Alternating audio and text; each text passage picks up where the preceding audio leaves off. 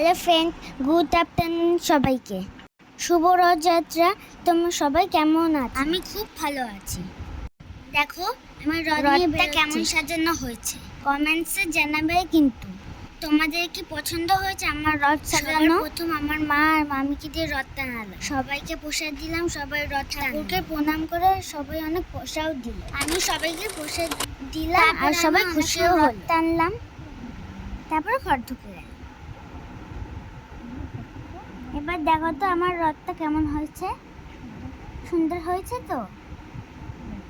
দেখো আমি যাচ্ছি, রথ টানছি, আমি ফটো তুললাম আর কটা ছবি তোমাদের সঙ্গে শেয়ার করছি। দেখো কেমন লাগছে। এখন আমি ঘরে ঢুকে গেলাম, টাটা। আমাকে কিন্তু কমেন্ট করে সবাইকে দেখা হবে নেক্সট ব্লগে।